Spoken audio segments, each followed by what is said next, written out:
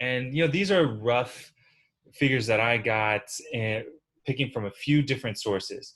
But I do have experience working with micro influencers and found that it can even be less than 5,000 followers there as the follower count range there.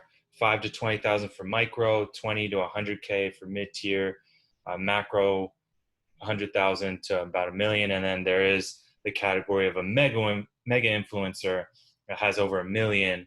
But keeping in mind, I'm not sure if we're trying to reach over 1 million people here. And looking at who mega influencers are, I found that it was the likes of Cristiano Ronaldo, Leo Messi. So I'm not sure if our community restaurants are going to be able to, or even really want to bring in a Ronaldo.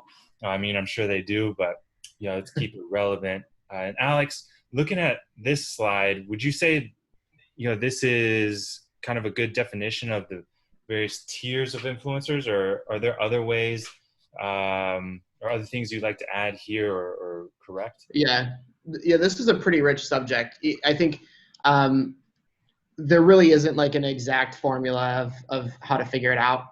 Ultimately, what you're looking for is not just reach or potential reach, right? Because you can't translate like how many followers do you have versus how many people see this, and especially translating that to like how many people, what's the return on those people seeing it, right?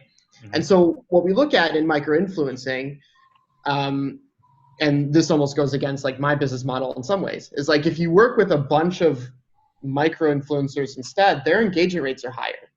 So you can either pay for like a handful of me, or you can, at the cost of just product, work with 10 micro-influencers and have a much bigger impact in terms of your return, at an arguably cheaper price.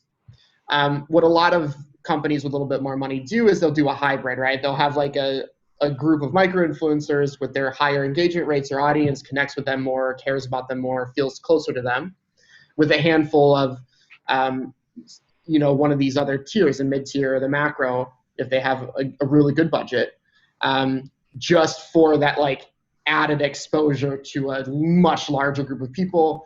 And the other thing to note here is who else is reposting these people, right? So if you're dealing with like macro influencers and it ends up, being reposted by like 20 other accounts who like just repost their stuff or post it on their stories or share it to their audiences and say they're journalists or whatever the fact may be, that's also another consideration, right? It's not guaranteed, but having a combination of things is ultimately really where we see the most return.